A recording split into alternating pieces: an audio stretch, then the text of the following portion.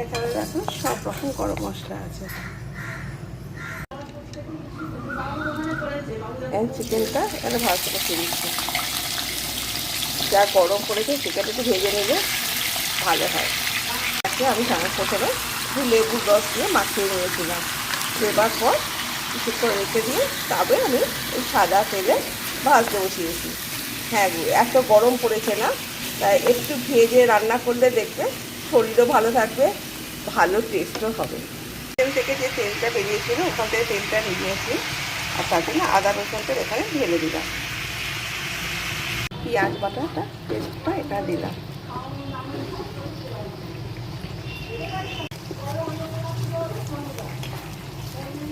আমি এখানে লঙ্কা গুঁড়ো অ্যাড করলাম।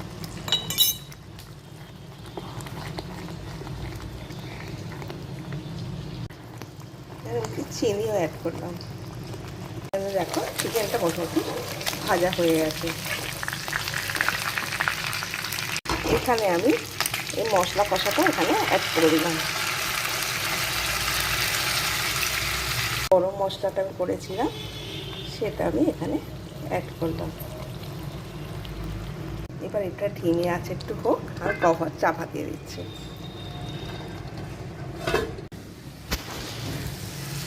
এখন আমি নুন অ্যাড করছি। এটা একটু বাটার দিলাম। এবার আবার একটু ঢাকা দিয়ে দেবো।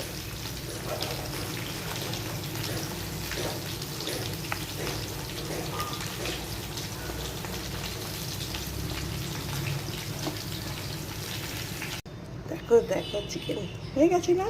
দেখো দেখো একটু কাটি, এখানে আমি একটু দুধ অ্যাড করছি।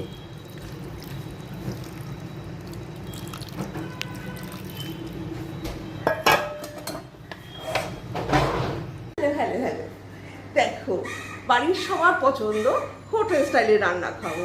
হ্যাঁ গো, তাই যখন তখন শুধু হোটেলই অর্ডার করে দিচ্ছে। আরে আমি থাকতে হোটেলে কেন, আমি তো বানাতে পারি হোটেল স্টাইলের রান্না। তাই আজকে বানিয়ে ফেলেছি চিকেন বাটার মশলা। অবশ্যই দেখো, আর বাড়িতেও এইভাবে তোমরাও বানিয়ে দাও। ছেলে মেয়ে সংসারে সবার মধ্যে আনন্দ হবে, খুব ভালো থাকবে, অথচ হোটেলটাকে অ্যাভয়েড করা হবে। হ্যাঁ, রোজ রোজ তো হোটেল খাওয়া ঠিক না, নিজেকেও ভালো রাখতে হবে। এটাই হচ্ছে আমার মেন উদ্দেশ্য। সবাই ভালো থাকো, সুস্থ থাকো।